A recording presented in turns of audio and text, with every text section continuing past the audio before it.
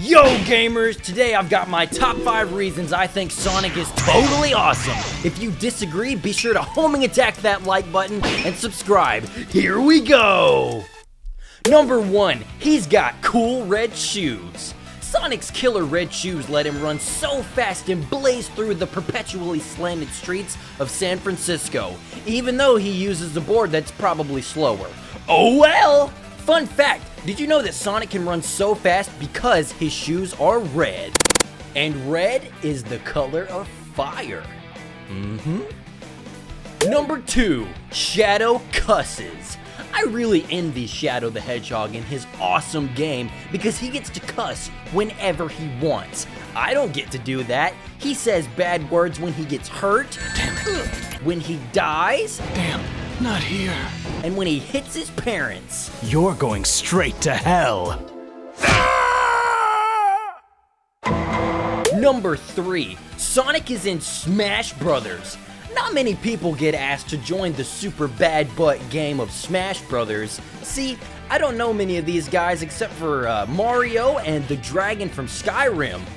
Oh look, it's Captain Price from my Call of Duty games. Number 4, he's got so many girlfriends. The pink one, who's not so hot. The cat one, who is really hot. Get it? Because like fire powers. And Rouge the Bat, who is my favorite because her bat boobs are the best. And if you jump in the game, they bounce. Sonic is really lucky because all of these great girls actually like talking to him. Number 5, he's still going strong. My favorite game of the last few years was Sonic's best game ever, Sonic Forces. You can make your own Sonic girlfriend in the game. Original character, do not steal, and you can give it a special voice. Maybe they'll give us some DLC that will let my OCGF say bad words so my parents can't get mad at me about it. Thanks for watching. Subscribe for more heckin' awesome videos like this.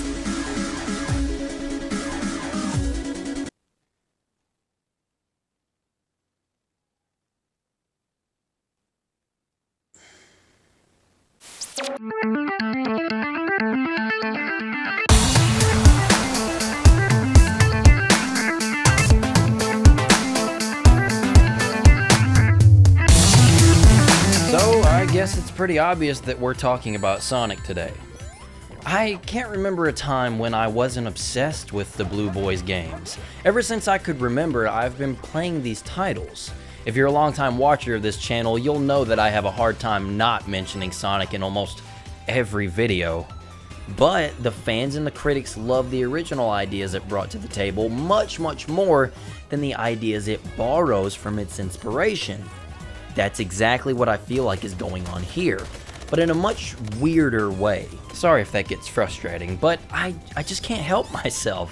When people start talking about their opinions on video games, they are always influenced by the childhood experiences that shaped their likes and dislikes. For me, that's this little shit. But I have been thinking lately, and I was wondering if I could actually put pen to paper and nail down some concrete evidence on why I actually find myself going back over and over again. So, without further ado, these are our 5 reasons why we love Sonic the Hedgehog. Number 1, the games are fun. I've already made a very long video on the adventure games, describing in great detail why I constantly find myself going back for a level or two.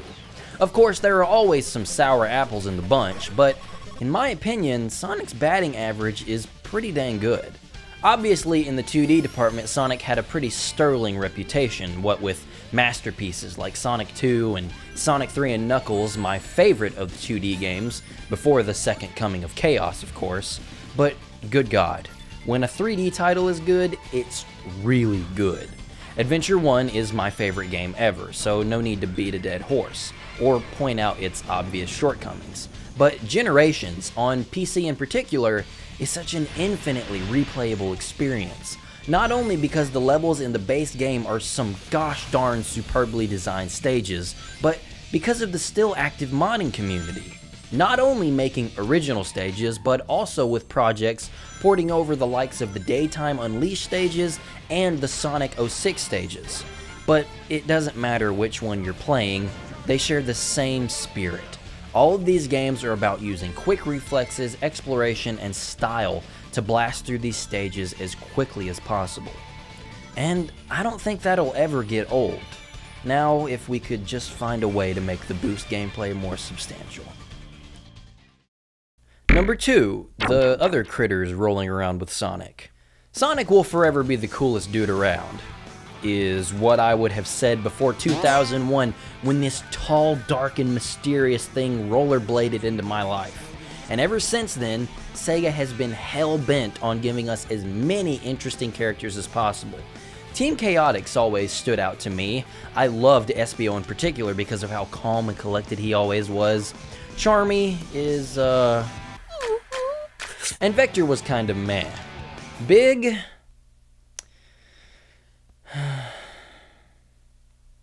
Blaze has always been a pretty cool character. Growing up with the Rush games made me particularly fond of her.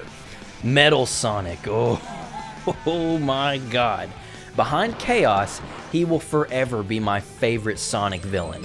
He was always a purely evil rival to Sonic. Shadow was more or less just trying to find his way in the world, but Metal has always wanted to simply beat Sonic. It's much more interesting sometimes to just have a villain be bad because they like or can't stop being bad. He has also been my forever dream for a Smash DLC fighter. Silver was a character that had it kind of rough coming into this franchise. He was even lame in his debut game. Because I have the power to travel through time. No way! You fucking dork! But has progressively gotten better as a character and is now just kind of a dorky punching bag for everyone else. Number 3, the sweet, sweet music. Sonic the Hedgehog and music are just expected to follow each other. It's like Mountain Dew and Double XP. You pop in one of these games and you're immediately taken to the races. Some have it better than others, and music is a highly subjective medium to begin with, but Mania's soundtrack? Nah, forget about it. Not only does it cherry pick all of the bangers from Sonic's 16-bit era, but Sega went and gave them over to the man T. Lopes for a sexy overhaul. They're all just so groovy. I mean, who in their right mind thought they would be moving it to Stardust Speedway?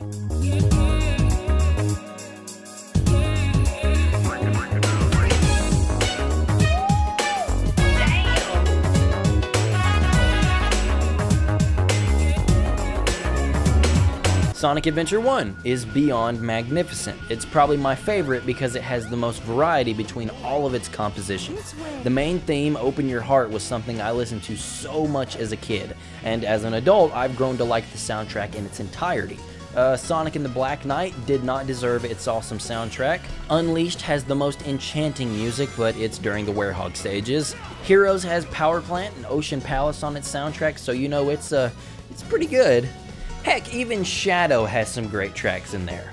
My point is, there are very few games in the lineup that actually have outright bad music. Even when the music isn't exactly my preference, that doesn't mean it's downright bad. Adventure 2 has some great songs, even if it's not overall my favorite. Sonic just knows how to do it when music is on the table. Number 4, not being afraid to try new things.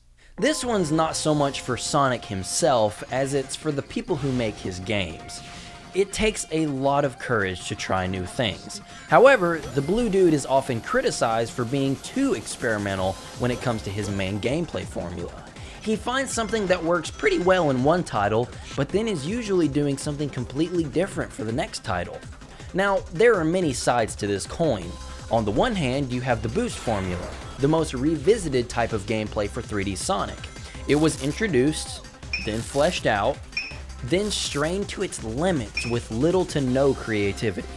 Seeing as how the boost formula has yet to really catch a super solid foothold, I'd be pretty surprised if we didn't see another formula revision in the next mainline Sonic game. This is why experimentation is important. If something isn't working, you can try again with your next outing. However, on the other side of that coin, if we got nothing but Sonic Mania sequels for the next 4 years, I'm convinced that they'd all be solid games.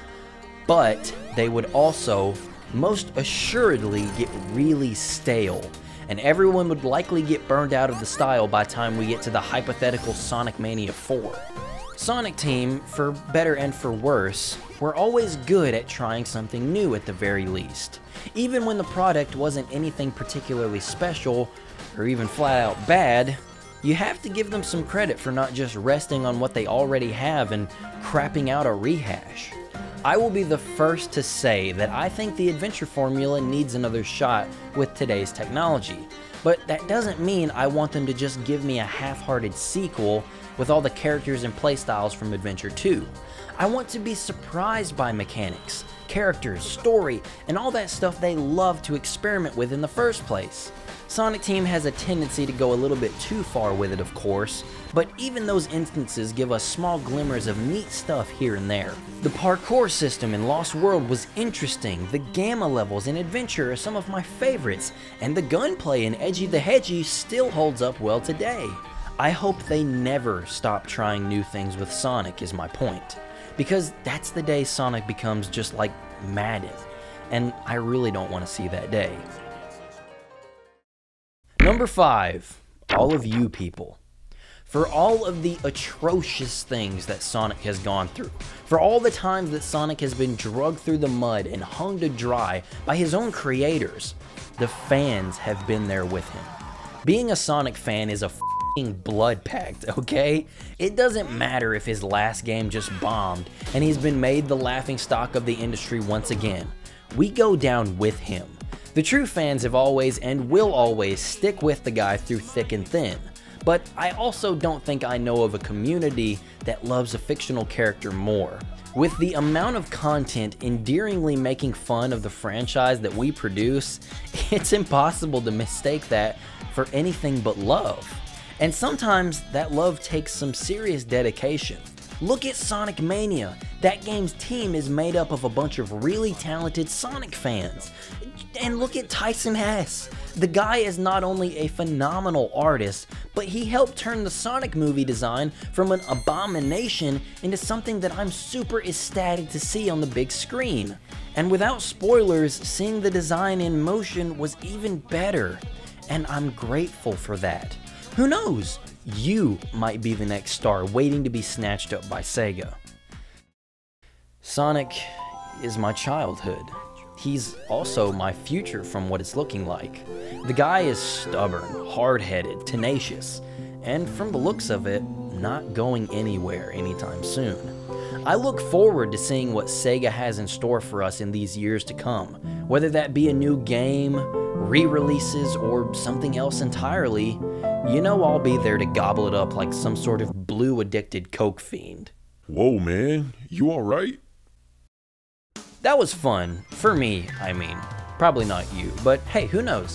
What do you guys think of the old Sonic? Are you tired of every new game being a new iteration on the formula? Do you think a Sonic Mania follow-up is in the cards? I'm optimistic, but I'd love to hear what you guys have to say in the comments below. Anyway, I appreciate you for watching. So, as always, thanks for stopping by and have a great day.